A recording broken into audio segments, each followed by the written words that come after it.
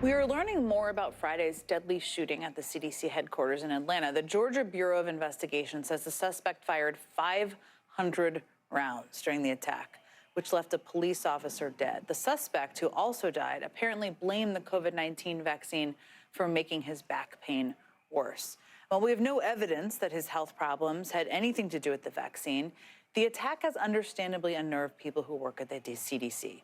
One official telling the Washington Post, quote, "There is a direct line from the vilification of CDC during COVID and the deliberate lies and disinformation that continues today." And that rhetoric is only continuing because the guy in charge, Health Secretary RFK Jr., not only has a history of saying anti-vax things, he's also taken a number of steps since coming into this job that reduce availability and even trust in the vaccine. In May, he removed the recommendation for COVID vaccines for children and anyone who's pregnant. In June, he fired the CDC's vaccine advisory panel and then stacked it with anti-vaxxers. And last week, he canceled nearly $500 million going towards mRNA vaccines. Kennedy defended the decision by claiming the mRNA vaccine didn't work well enough against respiratory infections like the flu and COVID.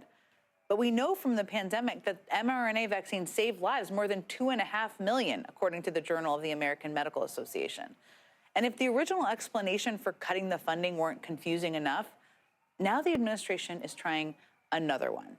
In an op-ed for the Washington Post this week, NIH Director Jay Bhattacharya writes, quote, "The mRNA platform is promising technology. I do not dispute its potential." That sounds very different than the HHS secretary, but he goes on to say, "But as a vaccine intended for broad public use, especially during a public health emergency, the platform has failed a crucial test, earning public trust." Again, that was in a written op-ed. It wasn't just like a spur-of-the-moment comment.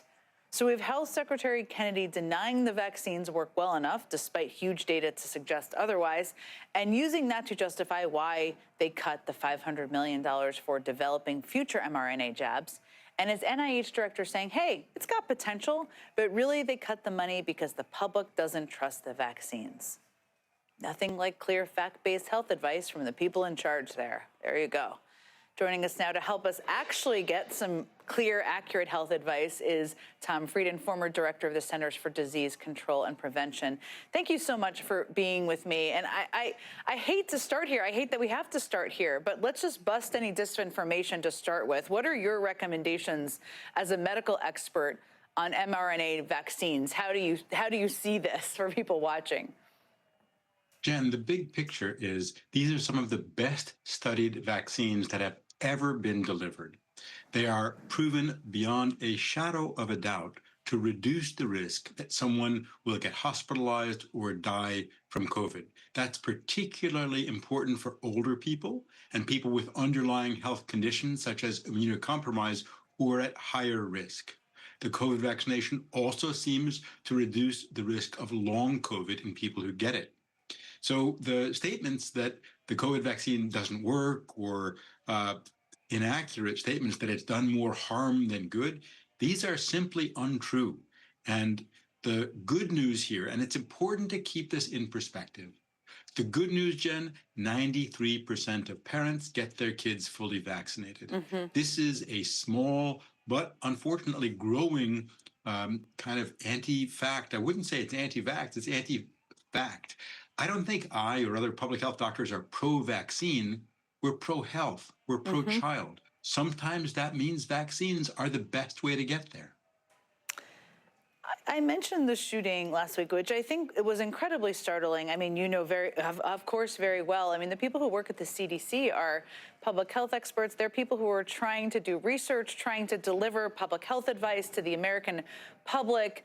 And there are some people who work there who are drawing a link between anti-vaccine rhetoric and the shooting that took place. They're scared. How do you see it? Well, first and foremost, my heart goes out to the family, friends, and colleagues of Officer David Rose. We should never forget these are lives lost. Mm-hmm. And I think about the people I worked with at CDC. During my time at CDC, there was a large Ebola epidemic in West Africa. And I met with President Ellen Johnson Sirleaf, and hundreds of CDC staff spent months and months there helping to fight and end that epidemic. And President Johnson Sirleaf said to me, When everybody else was running away, you were running towards us to help. And when I thanked one of the officers who had spent many months there, I'll never forget what he said. He said, I want to be able to tell my kids and grandkids what I did in the war against COVID, just as our parents are proud of what they did in World War II. That's the kind of spirit at CDC. We have to protect the people who dedicate their lives to protecting us.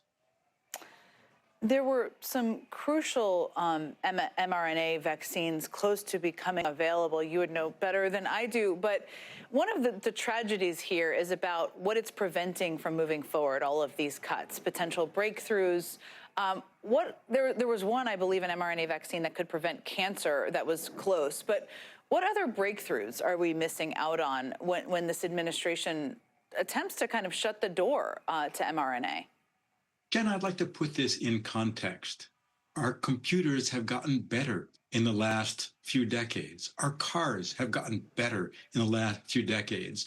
Medicines that prevent heart attacks and strokes and treat cancer have gotten better in the last few decades. And vaccines have also gotten better. There have been a series of innovations that are really exciting.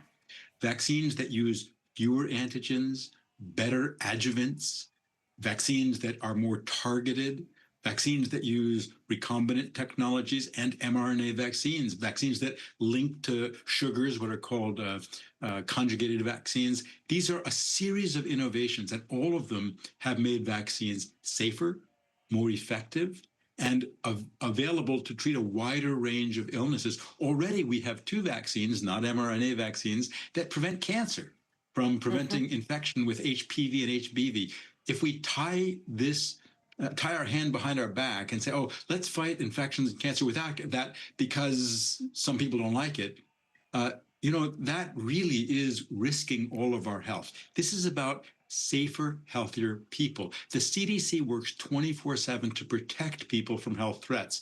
We need to protect our health workers and our public health workers. Dr. Tom Frieden, thank you for giving us some clear, accurate public health information. I really appreciate you being here. We'll be right back. Thank you.